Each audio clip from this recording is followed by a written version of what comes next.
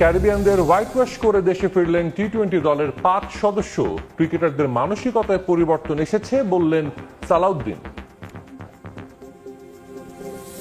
NCL এর দ্বিতীয় কোয়ালিফায়ারে খুলনার বিপক্ষে ব্যাট করছে ঢাকা। মুস্তাফিজ ফেরায় ফাইনালের টিকিট পেতে আত্মবিশ্বাসী সোহান। একটি খসড়া সূচি আগেই তৈরি করে রেখেছিল আয়োজক পাকিস্তান, যেখানে বাংলাদেশের গ্রুপ পর্বের 3 ম্যাচ অনুষ্ঠিত হওয়ার কথা ছিল 20, 24 ও 27 ফেব্রুয়ারি, যেখানে প্রথম ম্যাচে ভারতের মুখোমুখি হবে বাংলাদেশ। হাইব্রিড মডেলের কারণে দ্বিতীয় ম্যাচের প্রতিপক্ষে এসেছে পরিবর্তন। 24 ফেব্রুয়ারি পাকিস্তানের পরিবর্তে নিউজিল্যান্ডের বিপক্ষে ম্যাচ খেলবে টাইগাররা, আর 27 ফেব্রুয়ারি শান্তদের প্রতিপক্ষ পাকিস্তান। মূলত নিরপেক্ষ ভেন্যুতে পাকিস্তান ভারত ম্যাচ অনুষ্ঠিত হওয়ার কারণে আসতে যাচ্ছে এই পরিবর্তন।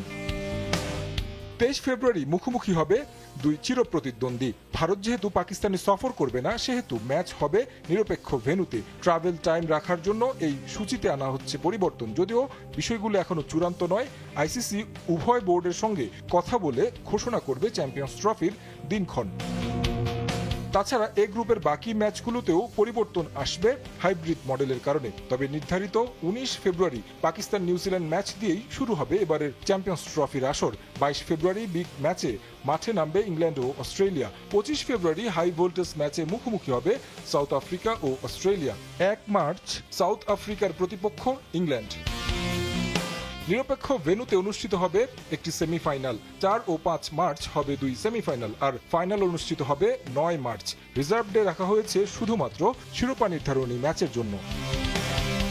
তারেক হাসান শিমুল, সময় সংবাদ। মাঠে নেই ঘাস, স্টেডিয়ামগুলোর অবস্থাও যাচ্ছে তাই। ঢাকার বাইরে বিপিএল এর 3 ভেন্যু নিয়েই হচ্ছে তীব্র সমালোচনা। বাফুফেকে কাঠগড়ায় দাঁড় করালেও তারা দোহাই দিয়েছে পর্যাপ্ত মাঠ না থাকার। তবে এবার বাংলাদেশ ফুটবল ফেডারেশনের সমস্যা কিছুটা লাঘব হতে পারে এনএসসির নতুন সিদ্ধান্তে। ডিসেম্বরের মধ্যে এর কাজ শেষ হয়ে যাওয়ার কথা। আশা করি জানুয়ারি থেকেই খেলা মাঠে ফিরবে। এবং আপনারা হয়তো জানেন যে আমরা এমএ আজিজ স্টেডিয়ামটা অলরেডি 10 বছরের জন্য বাফুফেকে লিজ দিয়ে দেওয়া হয়েছে, সেটাকেও সংস্কার করে ফুটবল সেখানে শুরু হবে। নানা যদি কিন্তু পেরিয়ে দেশের ফুটবলে সবচেয়ে বড় চমক হামজা দেওয়ান চৌধুরীর অন্তর্ভুক্তি। নিঃসন্দেহে লেস্টার সিটির এই মিডফিল্ডারের বরাতে দেশের ফুটবল চলে যাবে অনন্য উচ্চতায়। হামজা খেললি ট্রান্সফার মার্কেটে বাংলাদেশ দলের মূল্য চলে যাবে 7.55 মিলিয়নে। তার মতো সামিদ সোমদেরও লাল সবুজের জার্সিতে দেখার অপেক্ষায় ক্রীড়া উপদেষ্টা। হামজা চৌধুরী অনুমতি পেয়েছে, এটা আমাদের জন্য একটা ভালো সংবাদ। আমরা এই ইয়ে থেকেই ফুটবলেও পরিবর্তন দেখতে চাই। ফুটবলেও আমাদের পারফরমেন্স আশা করি সামনের দিনগুলোতে ভালো হবে। এবং এটা একটা শুরু যে বাংলাদেশের অনেকেই ডায়াসপোরার অনেকেই হচ্ছে অন্যান্য দেশে খেলে, তাদেরকে বাংলাদেশে খেলতে আসার জন্য এটা একটা ভালো শুরু। এদিকে দেশের পট পরিবর্তনে অচল অবস্থায় দেশের ক্রীড়াঙ্গন। কমিটির অভাবে বন্ধ রয়েছে বেশিরভাগ ফেডারেশনের কার্যক্রম। কাবাডির নতুন কমিটি নিয়েও তৈরি হয়েছে নানা জটিলতা। তবে সব দিক পর্যালোচনা করে নতুন কমিটির গঠন হলে সব সমস্যার সমাধান হবে বলে বিশ্বাস আসিফ মাহমুদের। আমরা ধাপে ধাপে ফেডারেশনগুলোর অ্যাডহক কমিটিগুলো প্রকাশ করছি।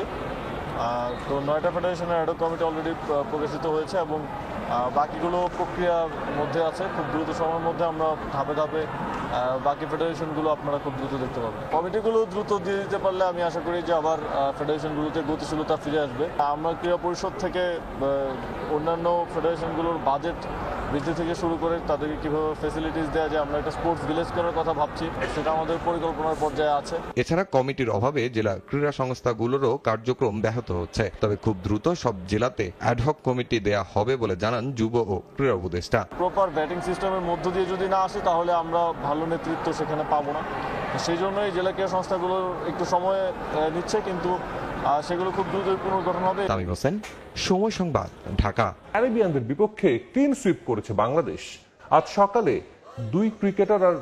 সোমবার সকালে 2 ক্রিকেটার আর রাতে আসবেন 4 জন। লিটন কুমার দাস আসবেন বিকেল 5টায়। দেশে ফিরেও খুব একটা বিশ্রামের সময় পাবেন না ক্রিকেটাররা, নেমে পড়তে হবে বিপিএল এর জন্য। ক্যারিবিয়ান সিরিজের সাফল্য বিপিএল ও আসন্ন চ্যাম্পিয়ন্স ট্রফিতে ধরে রাখতে চাইবেন ক্রিকেটাররা।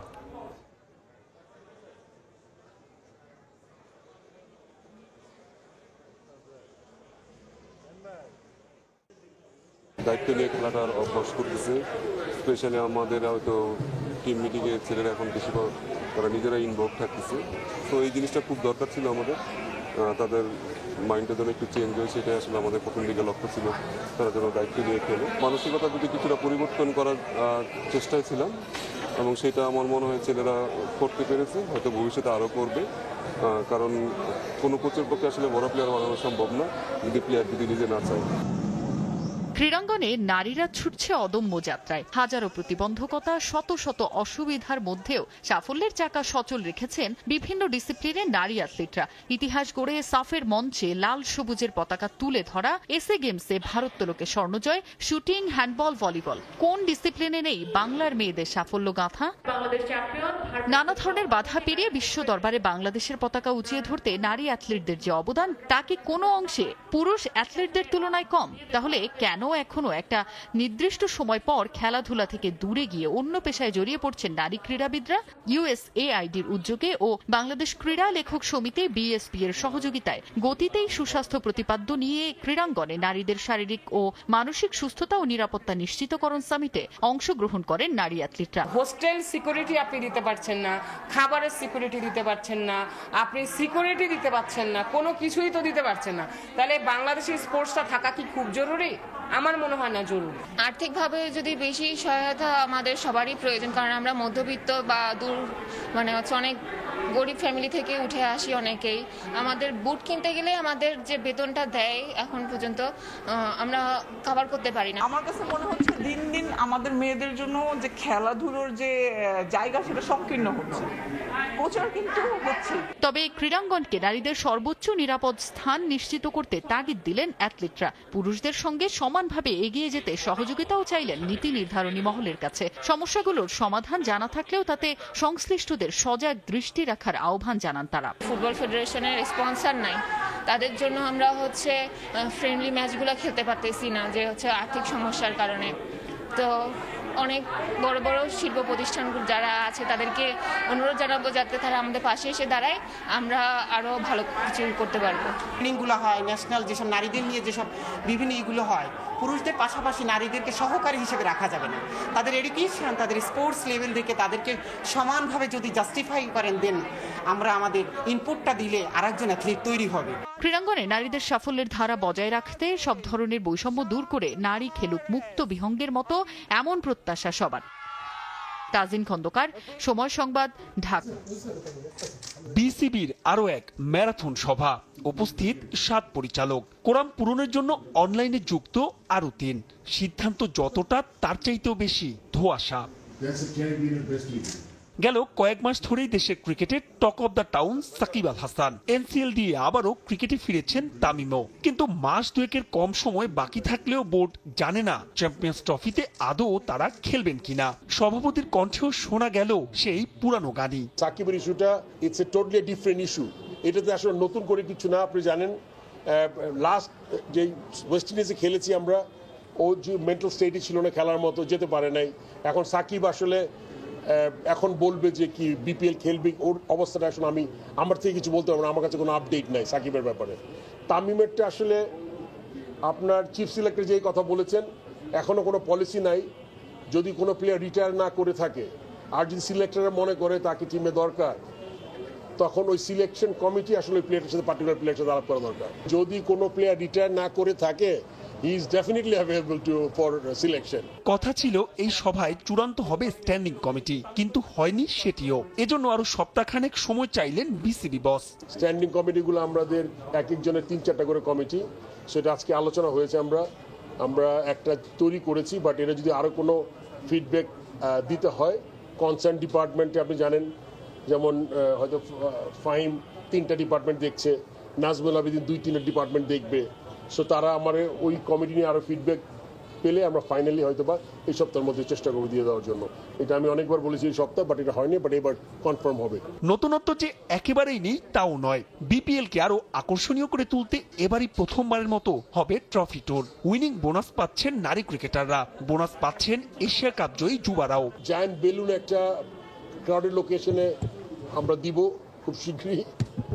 সোশ্যাল মিডিয়া ইনফ্লুয়েন্সারদের ক্যাম্পেইন আমরা চালু করেছি। মিউজিক ফেস্টে ঢাকা, চিটাগং, সিলেটে ট্রফি ট্যুর হবে একটা। এশিয়া কাপে যে টিমটা চ্যাম্পিয়ন হয়েছে প্রত্যেক প্লেয়ার অফিসিয়াল যারা আছে পুরো ফুল স্কোয়াডকে পার পারসন 3 লাখ টাকা করে আমরা প্রাইজ মানি অ্যানাউন্স করেছি। আমাদের মেয়েদের আপনারা জানেন একটা সেন্ট্রাল কন্ট্রাক্ট আছে, ওই সেন্ট্রাল কন্ট্রাক্টের ইন অ্যাডিশন আরও 30টা প্লেয়ার, ছেলেদের যেরকম ন্যাশনাল লিগ যারা খেলে এরকম একটা কন্ট্রাক্টারে আরও 30টা মেয়েদের একটা কন্ট্রাক্ট আনার কন্ট্রাক্টে আনবো। মেয়েদেরও উইনিং বোনাস চালু করেছি, এটা নতুন জিনিস। তবে চ্যাম্পিয়ন্স ট্রফিতে শান্তর অধিনায়কত্ব নিয়ে কোনো আলোচনা হয়নি এই বোর্ড মিটিং এ। সিদ্ধান্ত এসেছে বিপিএল এর ফ্র্যাঞ্চাইজিগুলোর পার্টিসিপেশন মানি কমানোর সঙ্গে আগের বোর্ডের দেয়া সব প্রতিশ্রুতি রাখবে ফারুক আহমেদের বর্তমান পরিচালনা পর্ষদ। যা প্রমিস করেছিল আগে বোর্ডে ওটা আমরা ফুলফিল করছি। মাহবুব রিমন।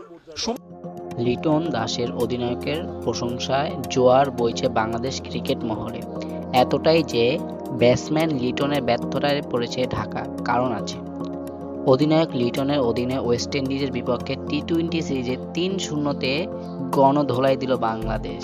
প্রধান কোচ ফিল স্টিমস থেকে দলের খেলোয়াড়দের মুখে লিটনের প্রশংসার জোয়ার বইছে। সর্বশেষ লিটনের প্রশংসা করলেন বাংলাদেশি দলের সিনিয়র কোচ সালাউদ্দিন।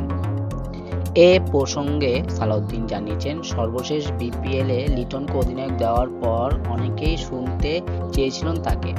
বিপিএল সর্বশেষ মৌসুমে কুমিল্লা ভিক্টোরিয়াসের নেতৃত্বে লিটনকে জানিয়ে দিয়েছেন ফ্র্যাঞ্চাইজি কোচ সালাউদ্দিন। তবে লিটনকে অধিনায়ক দেওয়ার পর অনেক আলোচনা শুনতে হয়েছিল তাকে। সিরিজ জেতার পর সেই কথাই জানিয়েছেন সালাউদ্দিন। গত বছর লিটনকে কুমিল্লার অধিনায়ক দিয়েছিলেন, এখন তিনি কথা শুনিয়েছেন। আমি যখন সিদ্ধান্ত নেই অনেক ভেবেচিন্তেই নেই, বলেন সালাউদ্দিন।